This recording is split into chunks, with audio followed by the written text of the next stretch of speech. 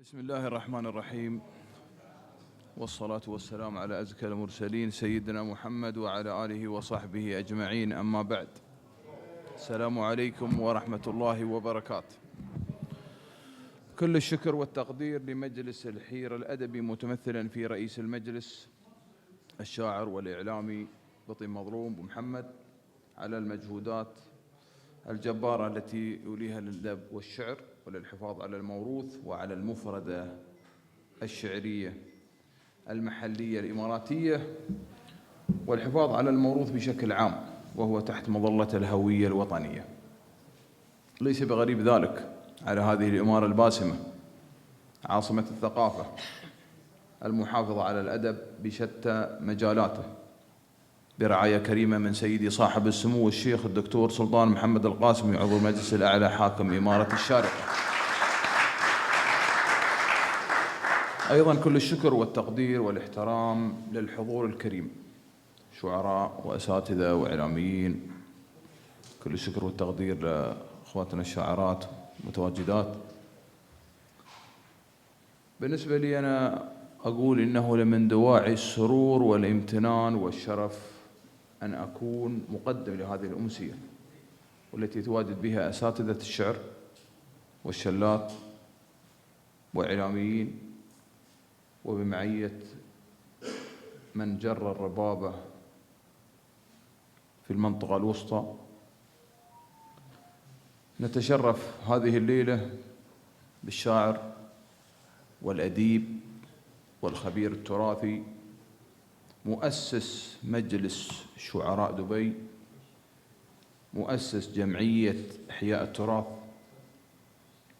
طالب في مدرسة المرحوم الشاعر الإماراتي الكبير سالم الجمري، أخذ عنه الأخلاق، أخذ عنه الأدب والشعر والموروث الشعبي كافة،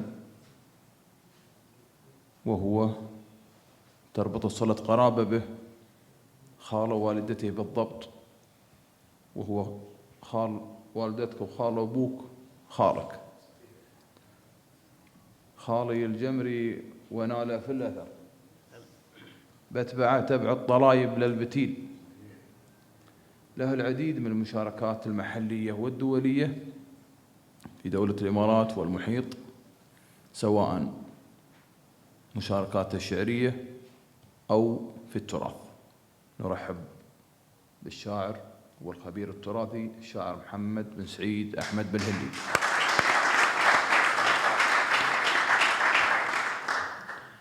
المحكوم بلا قضية، شاعر الشلات في الزمن الأصيل، صاحب الحنجرة الذهبية، عضو في مجلس شعراء دبي، شاعر رزفة، أسس فرقة حربية بمعية الشاعر عبد الله بن يعروف، له قصائد كثيرة شهيرة، وقصيدته الشهيرة صدر حكم الهوى ونفذ علي، وهل يصدر حكم من غير قاضي؟ يا صاحبي بالروفي خذني بدون عبارة، لأن القلب مشغوفي لك يا غزال الحارة. نرحب بالشاعر أحمد بن حي الوشاحي.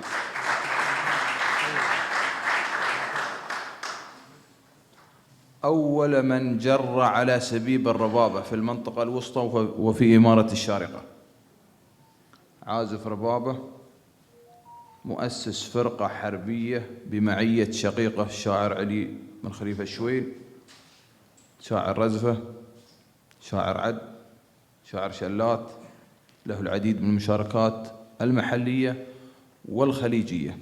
نرحب بالشاعر عبيد بن خليفة الشويل. يا ما قرينا من الزمان الأول أبيات شعر من بحور غزار، ندر سمينة بالهزل ما تذكر، فيها من الحشمة وخلق كبار، اللي سمعها يشوش راسه منها، من حكمة فيها ومن اعتبار، مثل الدرر اللي صادها بن ظاهر مع خوياه اللي لهم تذكار، عاشوا عليها بالشرف والعزة، ما يملكون من الذهب قنطار، لكن أساس الطيب راسا مثله، الضيف له عند العرب مقدار ندعي عساهم في نعيم خالد مع الأنبياء على ضفاف أنهار.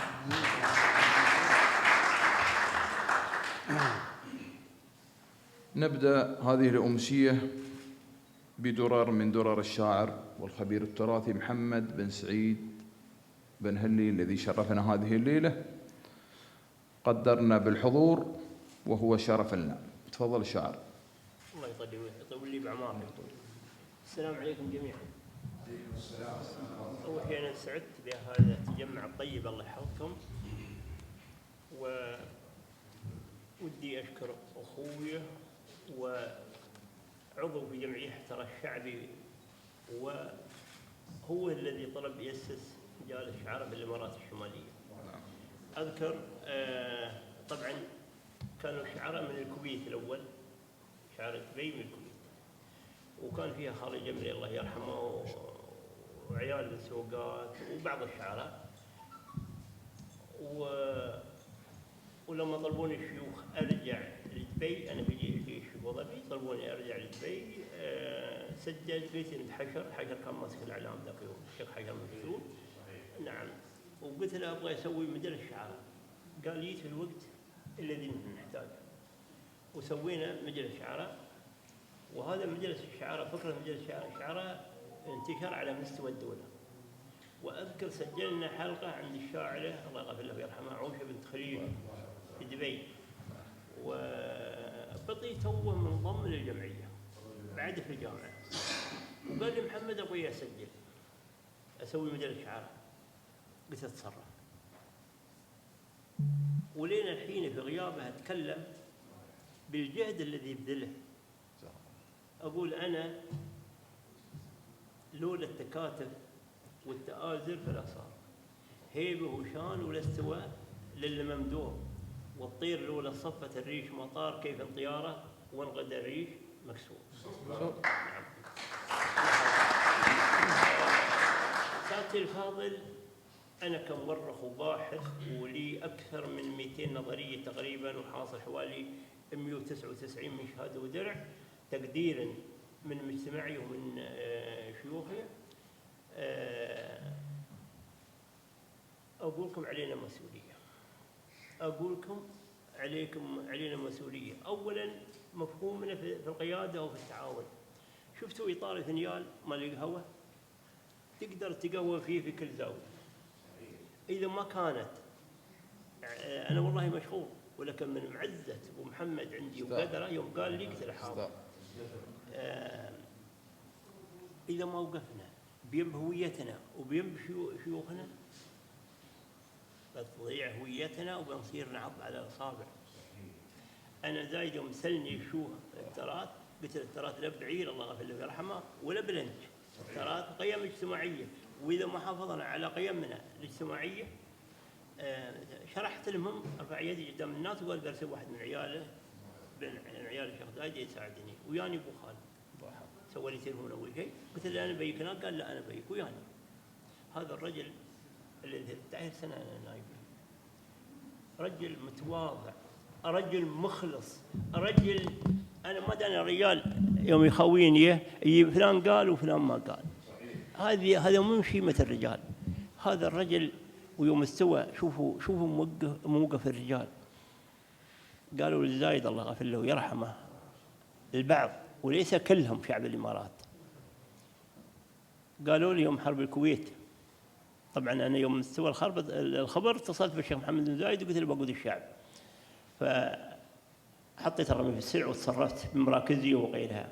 قالوا لي الشيخ زايد ما حد بينفعكم شعبك، قال يا شباب الوطن لبوا نداكم أو ندانا شيء من هذا الكلام، ما حافظ القصيدة. نعم. واستوى طوعوا الناس كثر الهبل.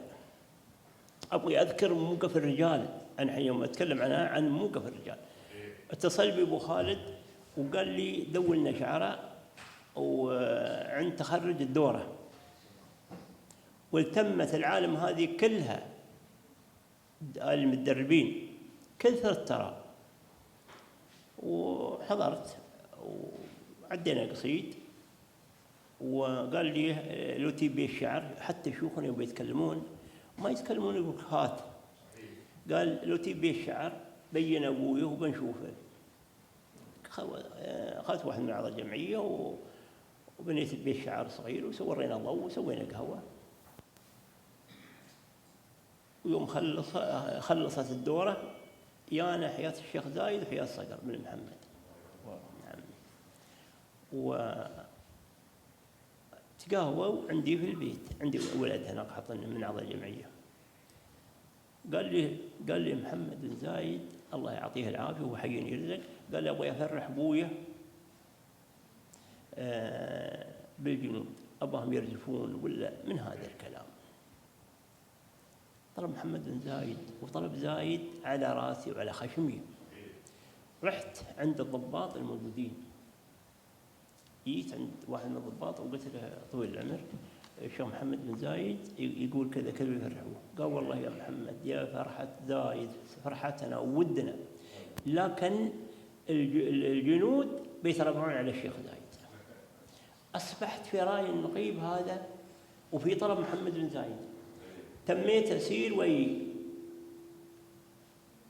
قال لي أبو سلطان تعال عسى ما يهر. أعطيته النظرية. قال لي منو؟ قلت له فلان. سمع كلمة محمد بن زايد شو قال لي؟ قادر يقول له عط فلان الجنود. قال له فلان. قال له نعم سيدي وكان يدي له تحية. قال له من فضلك شوفهم الجنود اللي هناك واقفين أبوي بيي ولا أبغيهم واقفين، سلهم وقل لهم يجلسون. شوف حكمة القادة. نعم. عقب ما صار قال لي اتصرف. هني نتكلم عنكم انتم وياه مجتمع الإمارات وانتم أقدامكم على راسي. يوم أذكر ذاك الموقف تخلقين العبرة. قال لي اتصرف. جيت عند الفصيل، فصيل ولا فصيل، فصيل ولا فصيل. قلت من هني انهض والله الذي لا يعبد سواه، اللي على يمينه ما قاموا. شوف محمد زايد يقول روحه. قال لي تفضل يقول هي. قلت له لا. ليش؟ حتى يقولون فلان يبغى يقول هي شيوخ ولا شيء. فنحن نملك عادات وتقاليد يا سادتي الفاضل. وانا لما طرحت التراث مو بشيء هي تمدح، هي مسؤولية وطن. يوم طرحت التراث هو بعير ولا بلنج، التراث قيم. وجيت عند الشيخ مشتوم كوني في دبي. أنا ما عندي دبي ولا رجالة، أنا بلادين كلها بلاديني. أنا ما ودي أطول عليكم، بس أنا أتكلم عن منو نحن يا مجتمع الإمارات. قلت له بسوي جمعية كذا كذا. قال لي محمد على يمناك. منو هذا؟ مشتوم حمدان زقر أحمد وحسين سلطان صقر السويدي. وقال لنا نريد فلان. سوينا جمعية. وأول خطوة حطيتها أني أزور أصحاب السمو الشيوخ كلهم، من الشيخ زايد الله يرحمه لين الشيخ حمد الشرقي. وتشوفون شيوخكم هذيلا والله ما قد تناقشت هي واحد، الله يعلم الظهر ولا أريد إلا سلامتهم، لكن والله ما تناقشت. أذكر الشيخ حميد كنا في المغرب، أخذنا الأول في المغرب وقال يعني يستفيد، وقال يقول لك الشيخ زايد للسيدين لين يجيك. وقال لي الشيخ حميد والشيخ حمد محمد كلهم الشيوخ توصلنا، بس الحين ما توصلنا والحين أعضاء عندك. قلت على الخشم إن شاء الله لما أوصل الإمارات بيكم. وجيت وقال لي عمان من شركة لينقلبها ومن شمالها لجنوبها تصرف فيها بما تريد، لكن السوق الصيني لا تشتغل فيه. قلت له ليه؟ قال على الشارع ولا أبغي تفشل. هذا الكلام اللي قال لي وسويته. سويت المهرجان. اتصل بي نهيان طرح لي واحد قال لي يباك نسوي أظن المهرجانات هناك وفشلنا، وقال الشيخ نهيان يباك تيجي تطول لي هناك. فأرسل لي واحد عراقي رجال طيب اسمه غالب، أظن أنت شو اسمه، وقلت له يا غالب أنا الشيوخ طلبوني وأنت دير المركز. فالوطن لا يبغي مواطن أصيل ولا يبغي مواطن وافد. ولهذا يوم أقول أنا كلمة رجل تطلق الكل الرجال كلهم رجال، لكنه نعم يأخذ الرجل من فراده. وأقول لولا التكاتف والتآزر فلا صار هيبة وشان، ولا استوى للممدور والطير، لولا صفة الريش مطار كيف انطياره وانغدى الريش. مكسور. فهمت علي؟ وسلمتم. طولت عليكم، الله يحفظكم ويعذروني. ولكن نحن الشاعر ما نعذرك من القصيدة. الله يبارك فيك ويحفظك. طيب. صايد اللي حافظ. ها؟ شيء صايد اللي حافظ مصطفى صايد.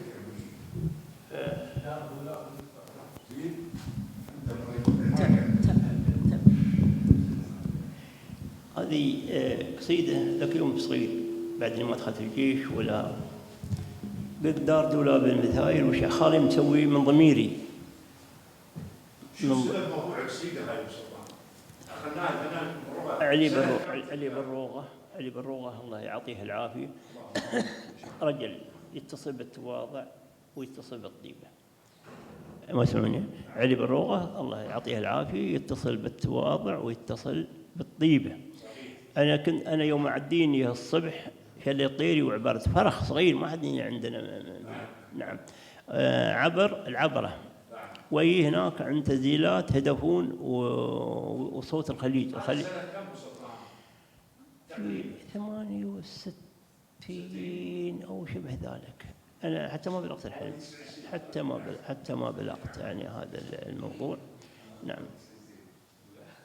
فهمت علي؟ نعم. وسويت القصيدة هذه قبل مسوي قصيدة صغيرة. عند اشترى لي أبوي جيب ويتقرقع الله يغفر له ويرحمه، يربون فيه 56. هو 57 عاد يسمونه.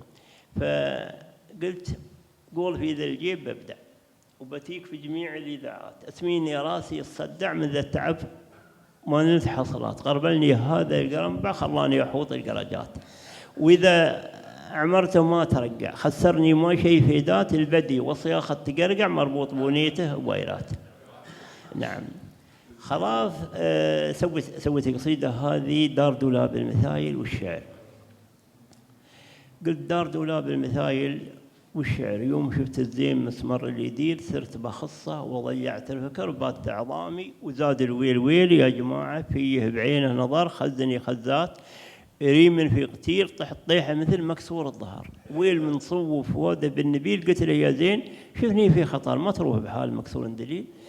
قال لي مثلك صغير ولا كبر يصعب حمل الهوى حمل ثقيل. قلت لا تطمع بمن كبر وصغر كم صغير وقت حزاته يشيل خالي الجمري وانا له بالثر بتبع الطلايب البتيل وانت يا المظنون لك عندي مختصر لو تطوعني بننوي بالرحيل بنشوم وياك في دوج الحمر يوم عشق له يدوث الرحيل. نعم نعم الله يحفظكم.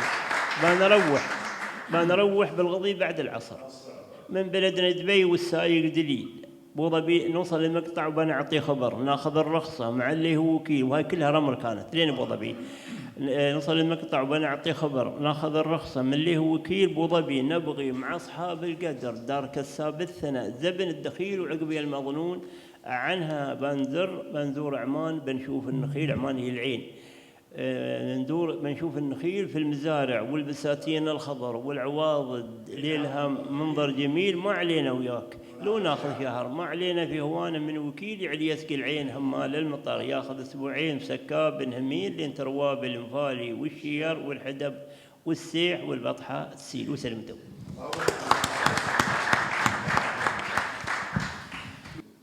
المحكوم بلا قضيه شاعرنا أحمد بن حي الوشاحي الله يبارك فيك شرفنا بك وبكمان شمع الله يرحم والديك.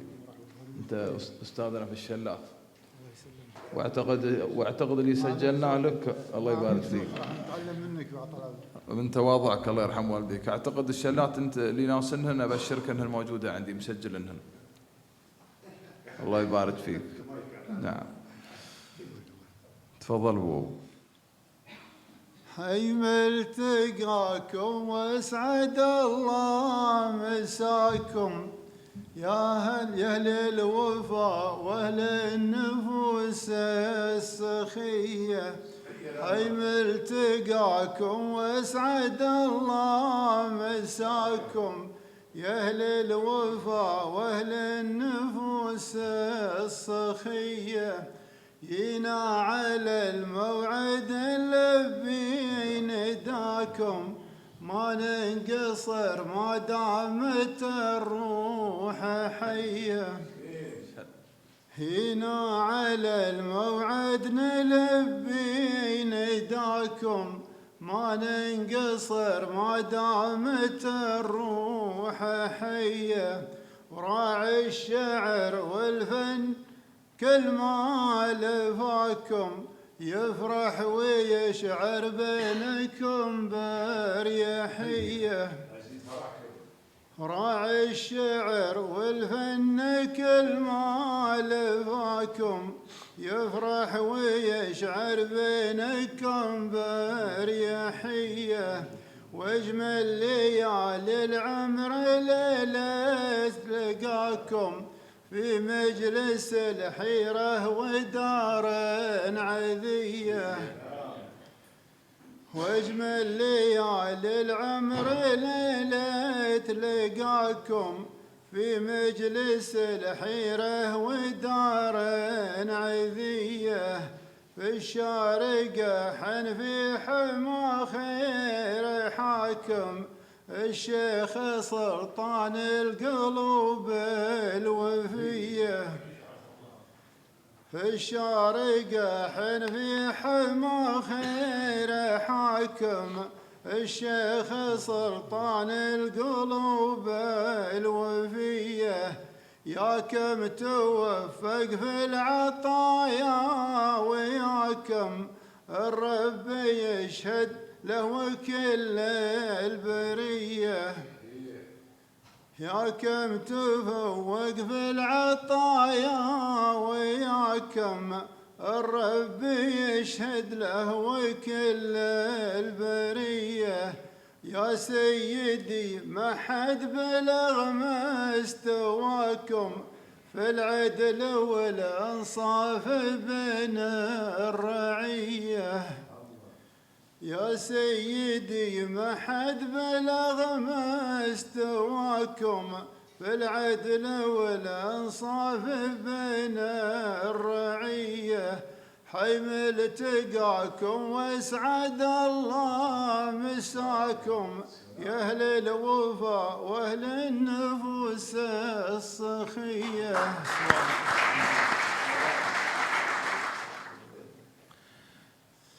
يا مطبع سبيب الربابة، شاعرنا أبو خالد عبيد الشويني. مساكم الله بالخير الجميع.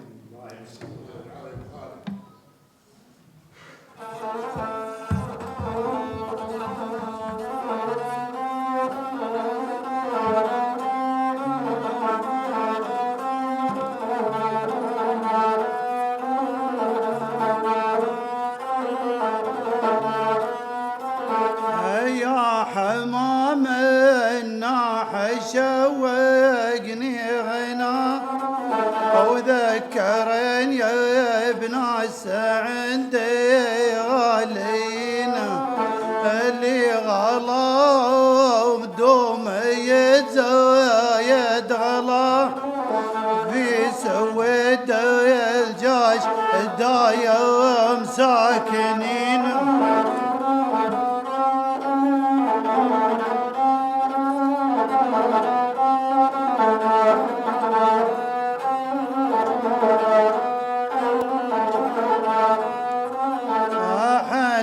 قلبي حن لذكر وطرى، حنت المويوع فوقد الظنين، عم حب مول ما حد شرى.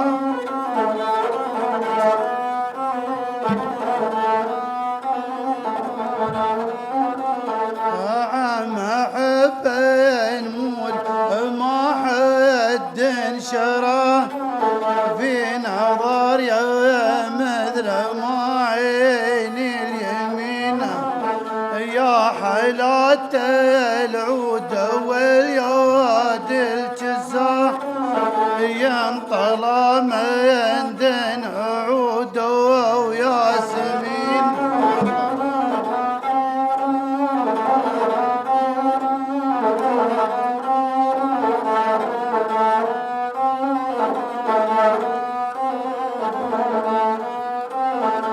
عم حب مول ما حد شرى،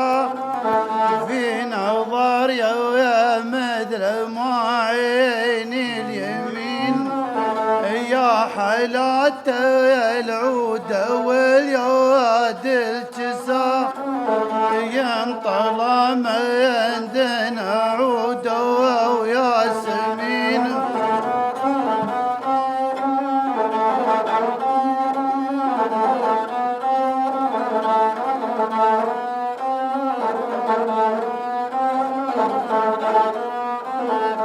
شب راسي من جماله ومن غواه نظرته دوا وشفاله والعاشقين يوم روحت روحي وياه ومرفات الود خلاني حزين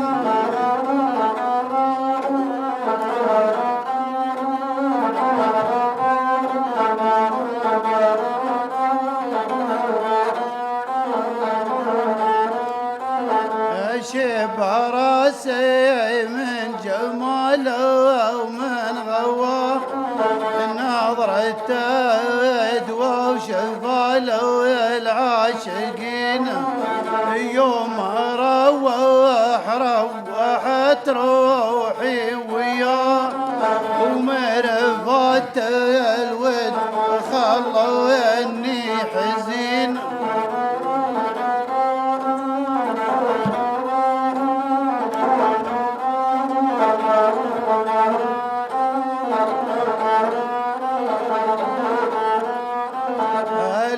تراعي الود ينعت للدواء كان الود الصبح وسالمين اللي تراعي الود ينعت للدواء كان الود الصبح وسالمين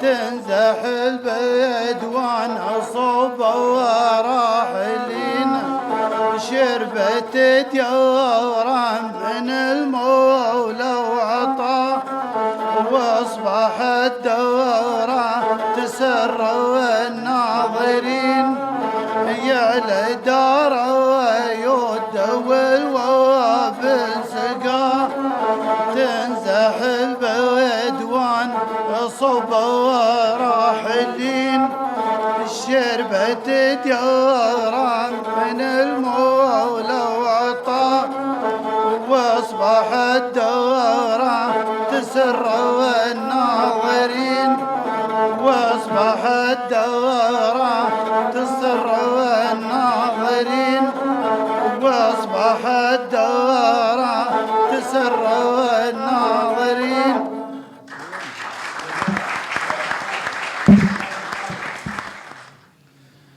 القاسم اللي طايلات جبوره القاسم اللي طايلات جبوره شيخ على نهج الكرم دستوره شيخ على نهج الكرم دستوره جزل العطايا وسيرته مشهوره جزل العطايا وسيرته مشهوره وتشهد على ما قوله المأموره وتشهد على ما قوله المأمورة فضلا من الله واجتهاد ودورة فضلا من الله واجتهاد ودورة إمارته في خير وبها صورة إمارته في خير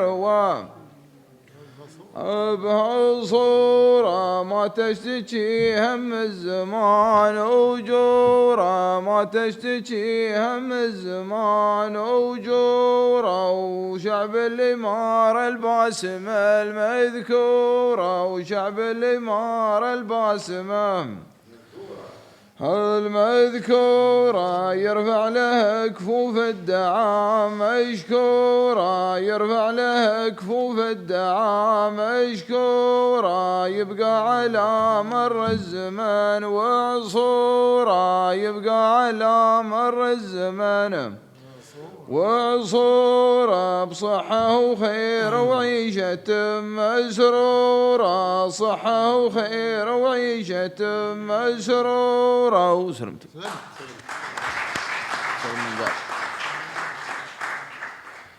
نرجع لشاعرنا القدير وأستاذنا والخبير التراثي محمد سعيد بن هلي.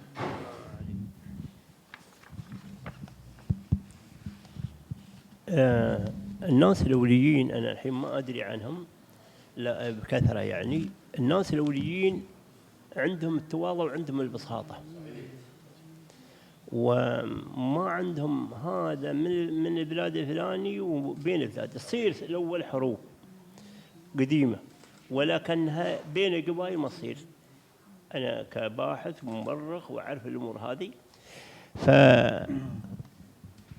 نحن علينا مسؤولية، نحن علينا مسؤولية، أما نعيش مثل ما عاشوا أهلنا وناخذ من الماضي. وهذا الكلام اللي قلتكم عديت عليكم، ناديتكم هذا ندل التلبون، خدمة وطننا يا ربوع المسرة، عاداتنا راحت مع القاد والدون، كل يجربها على سيف برة، وحنا نتفرج ننظر الأمر شو يكون ونقول والله إن هذه مضرة، ما في التفرج والكسر ربح مزبون سادتي، ما بتفرجوا والكسل ربح مزبون. حنا لنا عادات بالوصف درة، وديبكم يا نخبة العون تكفون، نوقف جميعا والدوين ينخره، نوقف ينبشوخنا ونرفض الهون ونبذل جهود مخلصات مبرة.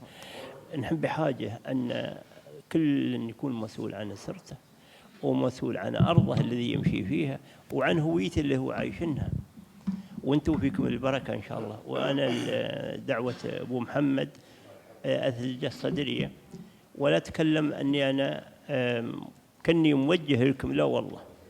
دولة الإمارات أرى الشعوب المحبة للسلام، من استوينا الأقوام تينا وتعيش عندنا، ولكن حين نحن المسؤولين عن عيالنا.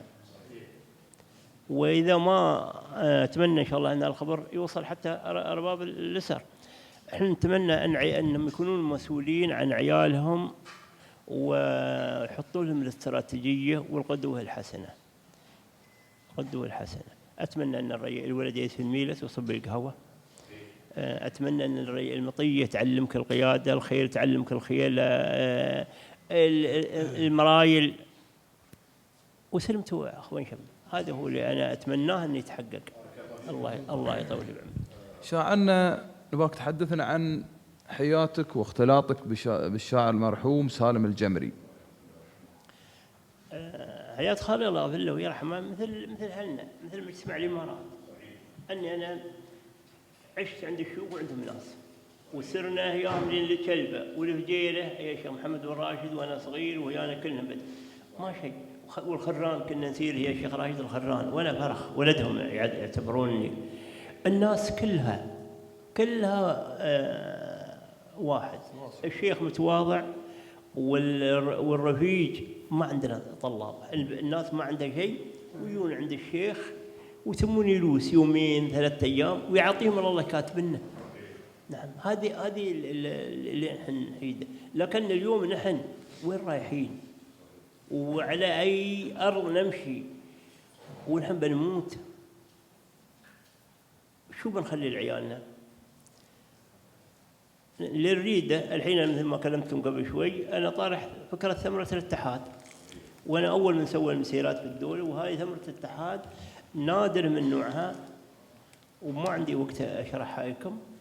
وأبو محمد شرف لنا، أنا يمكن أرسل له بعض الأوراق اللي بيمر عليه ولا يتواصل هي. نبغي نوقف بيد هويتنا، نوقف بيد شيوخنا، هي بشكل موجز. مجتمع الإمارات يهدي الدول كلها جوا البيت. بعدين هذا جلبوت عقب ما يخلصون التصويت كلهم يصوتون زايد الله يغفر له ويرحمه. ثم يجوا من الدولة ويروحون كل دولة نعطيها جلبوت في بلادها، وتصبح للقرون الجاية أن هذا الجلبوت من دولة الإمارات. أما الإنسان اللي بيساهم في هذا الموضوع، الفكرة اللي طرحنا بعرضها على الشيوخ، كل من بيساهم بيسجل اسمه، يسجلون اسمه في الكتب، حتى عياله يسمون. أنا لما سجلت ما قالوه الشيوخ، ما كتبت عنهم، اسمي موجود. ليش حطيت اسمي أنا؟ حط اسمي مو بالشهرة، الاحترام اللي حصل من الشيخ والعامي يسوى الدنيا وياه، لكن حطيت اسمي ليتحمل المسؤولية. يعني كل ما أصدر كتاب موقع عليه محمد بن سعيد الهلي. نعم، الله يحفظكم وانتم فيكم البركة كلكم إن شاء الله. وما جيتوا هنا عند أخوكم أبو محمد إلا معزته، والبرامج وايدة. الله يطول بعمرك. خبرنا عن خالد وسلطان، هذا الرجال العملاق اللي فعلا يذكر ابناء امارات الخليج والوطن العربي السعودي. هذه الله يرحمه، أذكر من المواقف نسير ساعات هياه البحر، وساعات نسير لين غنتوت هناك، وسافرت فيها أظني مرتين.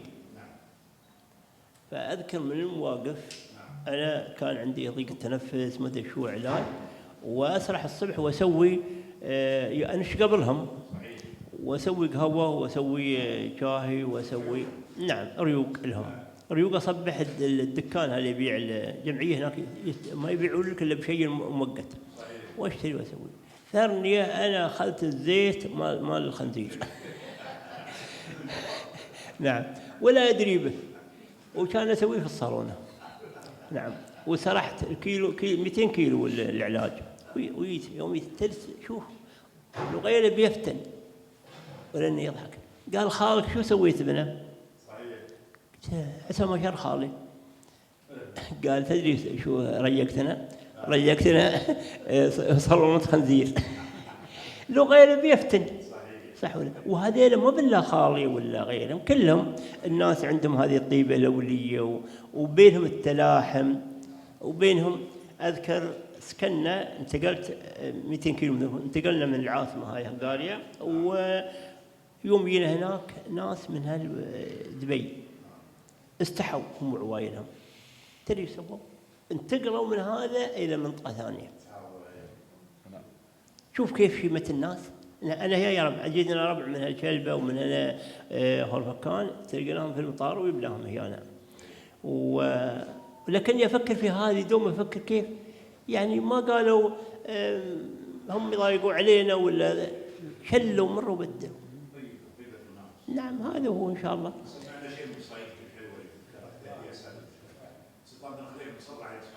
والله اللي تشوفون طالع اللي تشوفون أقول يا سيد عديتها عليكم يا سيد الخوت، عديت عليكم يا سيد الخوت؟ لا عديتها؟ لا أقول يا سيد الخوت والله بدي شعرها أبيض يا سيد الخوت دخلك ترفق بحالي، دخلك حياتي غناتي لا تعذبها يا زين، بعدك شقى حالي وغربالي شوقي وعوقي وليعاتي ومصايبها النامة والناس طيب النوم، ما يالي كل عيون لذيذ النوم حالبها في القلب شوق، واللي في اليوف ميهالي يوقد من السمر والشرتة يلاعبها، وسيدة طويلة ما حافظها.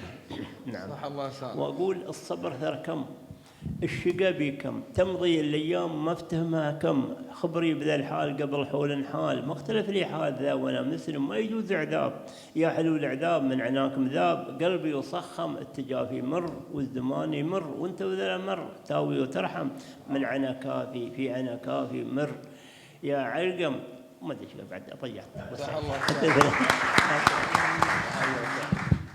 يا صاحبي بروفي خذني بدون عبارة لأن القلب مشغوفي لك يا غزال الحارة، راعي الوفاء الولوفي ولي غالين فسعارة، يا فاعل المعروف قم شلني عديارة في موت رمك شوفي. الله لسانك. حافظها ما حافظها. تفضل الشعر حد نحيي له شاهد.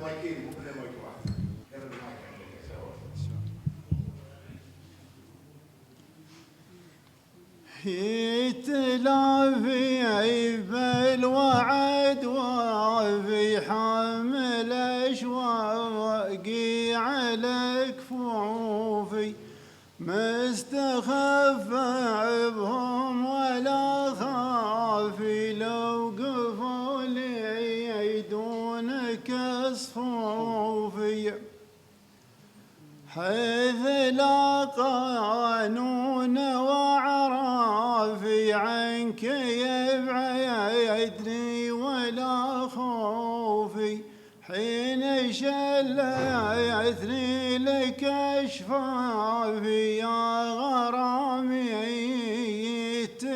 تملوفي في لزم داعيك نالافي لو علي تحكم ظروفي شفت لي في ظل الاولى في لي عوض عن كل مسلوفي لي خشع قلبي ولا رافي عمد بنار يا من خشوفي سلم وصوب بلا شافي وزم وايدي له زوفي قلت يا رب السما الشافي انظر يا عيني وشوفي الجمال الوافي الضافي لي يبدل ما خذ النوفي كمله ربي بالاوصاف وفاق حسنه كل موصوفي حصجي واللول وانصافي من غزر ما يكمل قوفي ناعم عوده والاطراف ودال فوق العين معطوفي فرحتي من فرحة أولافي واصطغيت يوم معروفي رحت منها أشكي أحسافي والدمع مي العين مذروفي صح الله لسانك، صح الله لسانك يا ابو.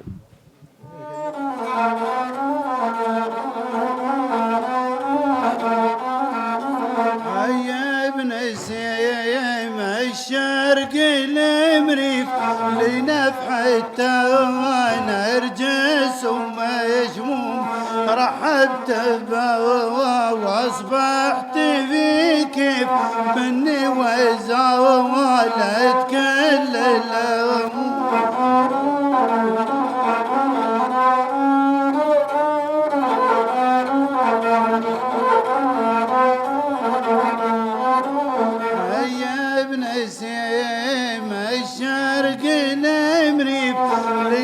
حتى ونرجس ومشموم رحبت به واصبحت في كيف مني وزالت كل الامور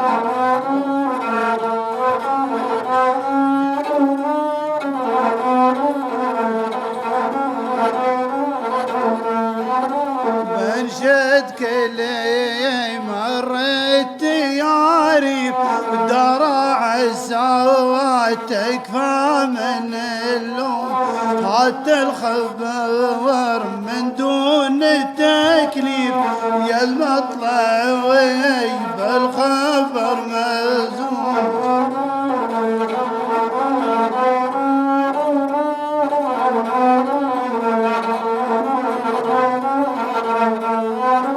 بنشد كل مرت يعرف درع السوات تكفى من اللوم حتى الخبر من دون التكليف يا مطلعي بالخبر ملزوم عن صاحبي عذب المرايب شرن يدور رمسة اللوم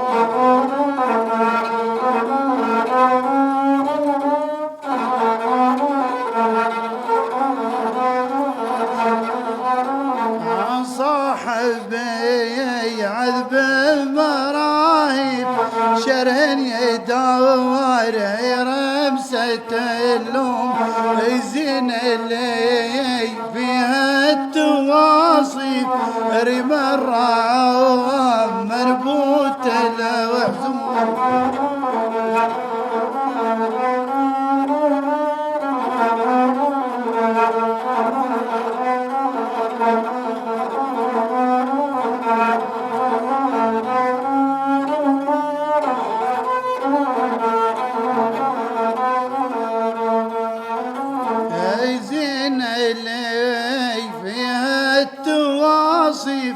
رمى الروام مربوط الحزوم عين الوضيح في مشافيف لولا لباس الدل ودوم لمن حسين يوسف تواصيف وصد زاد محبه سلمون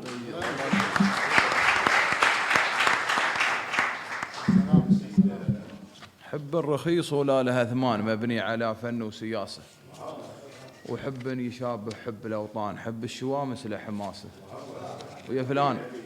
ويا فلان سلم لي على فلان سلم عليه وحب راسه قل له وصية عن سلطان تقدير من يوم الدراسة تقدير له مني وعرفان من طيب راسه وطيب ساسه غالي وعالي القدر لا هان فايج على ربعه وناسه عليه ثوب الحسن فتان ثوب مفصل على قياسه يسوي هاجس نور العيان وحايز على كرسي الرياسة لو تنظره بتير الألحان وتعيش عامل انتكاسة وصلت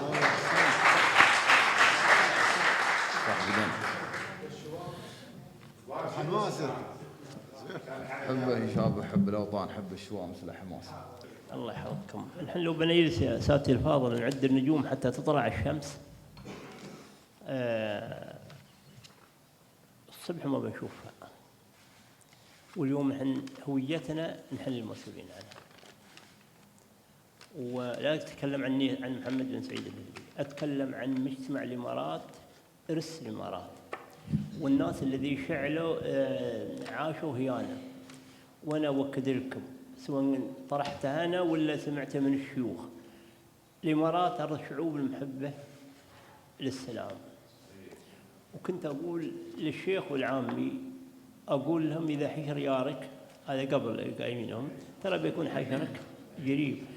وكنت خايف، وبدل الخوف يعني يزيد. قلت أخاف أن يجينا اليوم الولد ما يسمع أبوه، وقالوه قبلنا بيجي وقت مع أن طرشته ما ينفع وأنا أطعمته ما يشبع. فهمت علي؟ وبدأت الأجيال، وأنا قلت ناخذ من الماضي ونتكلم عن الحاضر، مش حاضرنا قصيدة. أنا وأنت سلوم والله لا أرجع منكم، لا لي من عليكم، خلونا نحط يدينا فيما بعض. أنا مشغول وايد، أنا مشغول مقدم إن شاء الله مقدم واحد مشروع اعتمدوه الشيوخ اللي هو مشروع العلاء. ومشروع العلاء حطوا له ميزانية الشيوخ، لكني أنا أبى المجتمع يفيد.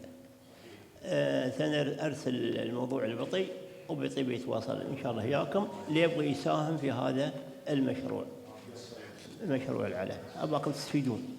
هذا واحد.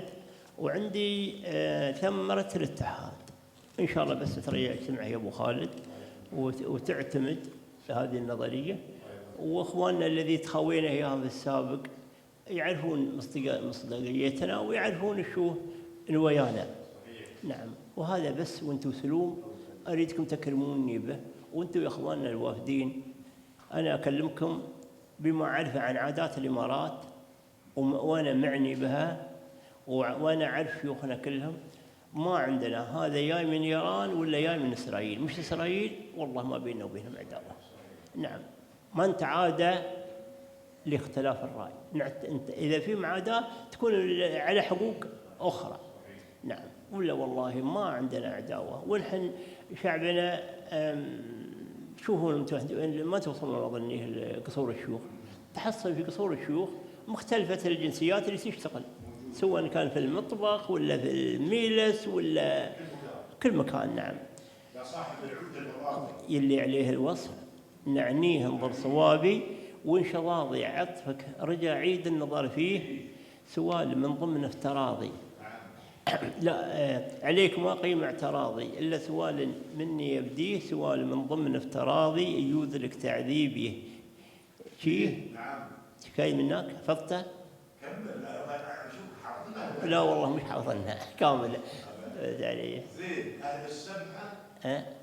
أهل السمحة مصيبة. مصيبة. نعم، تتبعهم بالغصب. هل السمحة طاعنك من ضموا لجمعية؟ عندك سيجارة؟ عندك؟ عندك سيجارة؟ لا محافظة. السمحة طال عمرك يوني ريالهم حرمتهم، والله ونعم الحريم بالباس وكذا. وأذكر الله غفل له ويرحمه دارني الشيخ زايد، وعندنا معراض ما ادري شو عندنا، وقربت به بشوف صورتي هنا حطيتها من غلط. تقول أهل السمحة مصيبة تتبعهم بالغصب، والدرب ليه تمشي به ما يلحق بتعب من كرمهم وطيبتهم ويقصرون في قبايل يطيبهم موجود في العرب. نعم، المهم الحريم يجني جزاهنا الله خير، وأحط اللي يحطه في بيوت الحضر واللي يحطه في بيوت البدو. فيعني زايد الله غفر له ويرحمه، وحط به داخل قرية زايدة في أبو ظبي، وجلس تحت بيت الشعر. قلت له العمر شو رايك تسلم على الحرمات؟ قال نعم.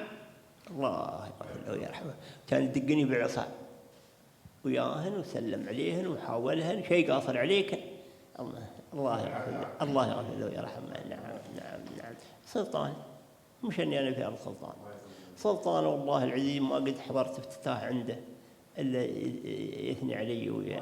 نعم، الله يغفر له ويرحمه، وشيوخنا كلهم وعاداتنا وتقاليدنا. وانا والله يا ابو محمد ما جيت اللي اطلع في التلفزيون ولا اطلع، جيت لشخصك من غلاك وقدرك عندي، لا قصورا في اخوانك، من غلاك وقدرك عندي انك رسمت خط، ونحن بحاجه لهاي من ترسم هاي الخير. ولكن ابوكم بيتي لولا التكاتب والتازر فلا صار هي بوشان الاستاذ الممدوح.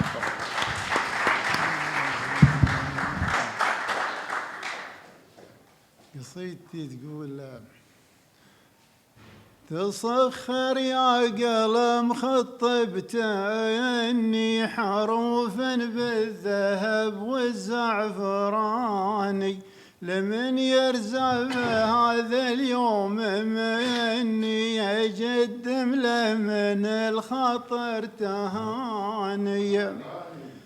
حبيب فيه ما جد خاب ظني ولا بعتاض فيه بحد ثاني، عليه القلب يا محمد يحني حنين اللي ينفارج له زماني.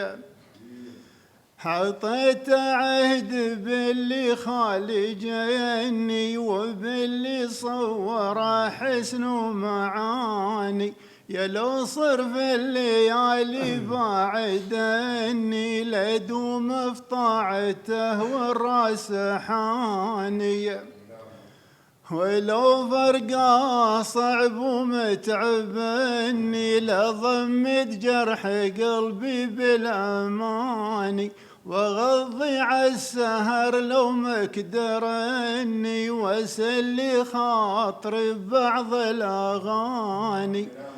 حبيب فيه ما جد خاب ظني ولا بعتاض فيه بحد ثاني.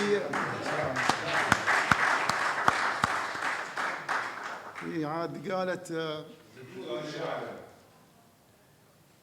يا بن حي سلام وطيب مني، عدد ريح العطر والأقحواني، وعدد ما رعد في الظلمة يدني، وعدد ما يشيدوا قصور ومباني، وعدد ما الرعبي في الليل حني، وعدد ما حرف ينطق به لساني، على أبيات شجني وهيضني، هميل العين بذكر الغواني، لكم يا صاحنا بصوغ فني، وعسى أخفف من همومك عساني، يطيب الشوق لي شفتك تغني،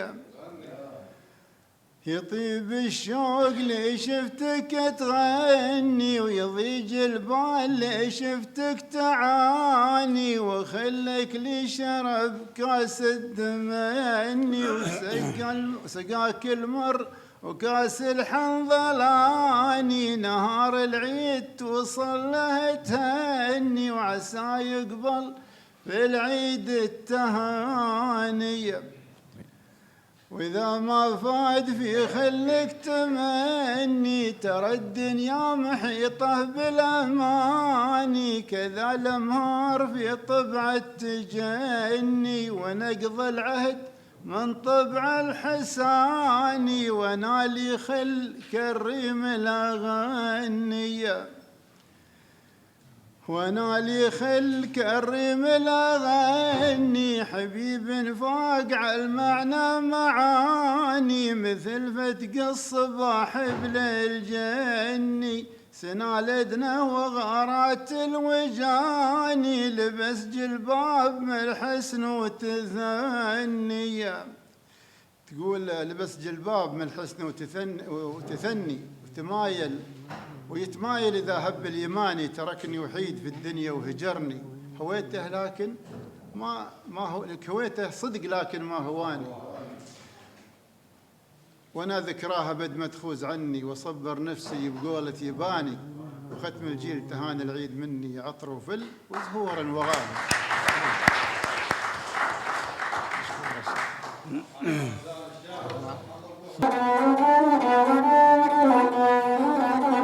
يا مزموم النهايد انتو غلاكم غير، متفرد بفرايد في قلبي والضمير، يا مزموم النهايد انتو غلاكم غير، متفرد بفرايد في قلبي والضمير،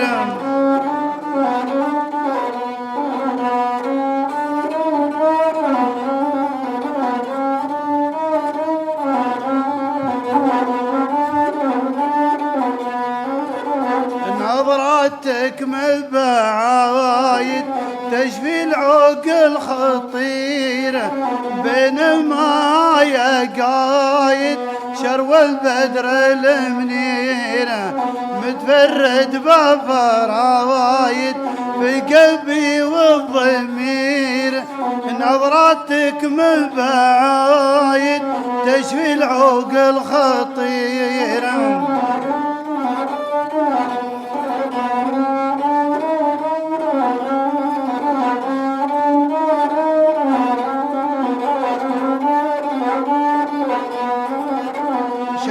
الضبي عايد وعن القانص حذيره، خليت حلي بايد يا مقلود الضمير، خليت حلي بايد يا مقلود الضمير، يا لباس القلايد يا لباس الحرير،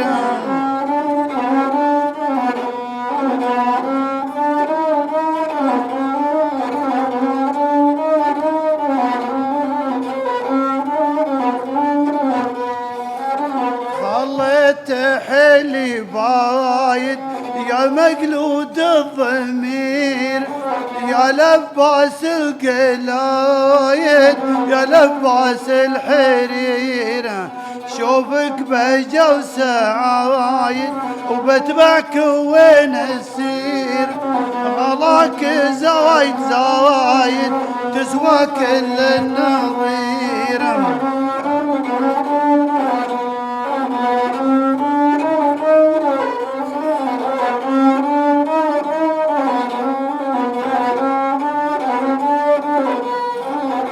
شوفك بهجة وسعايد وبتبعك وين السيرة غلاك وايد زايد تسوى كل النظيرة انت الغزال الشارد وقلبي جداك يطير يا مزموم النايد انتو غلاكم غيره انتو غلاكم غيره انتو غلاكم غيره.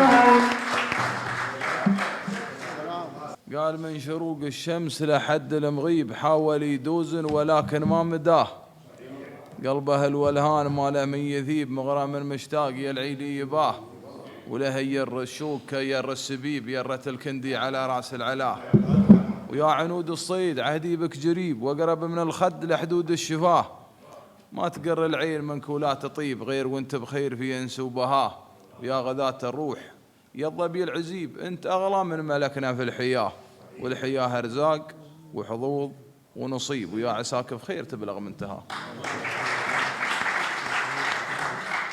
كل الشكر والتقدير مرة أخرى لمجلس الحيرة الأدبي ومدير المجلس الأخ العزيز الأستاذ الشاعر والإعلامي بطي مظلوم.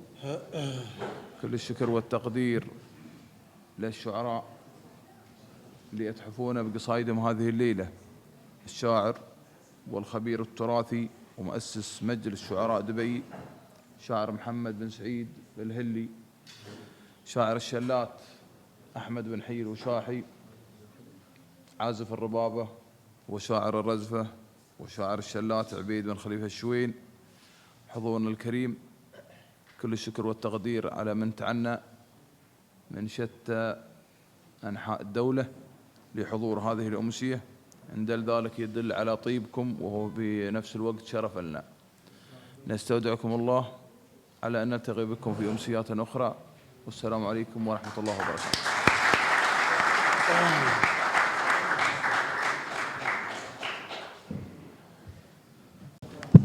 الشاعر محمد بن سعيد الهلي والخل جاهز؟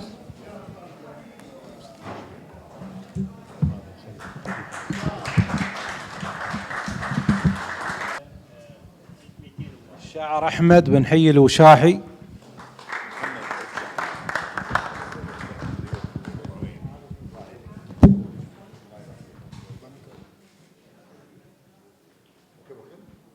الشاعر عبيد الشوين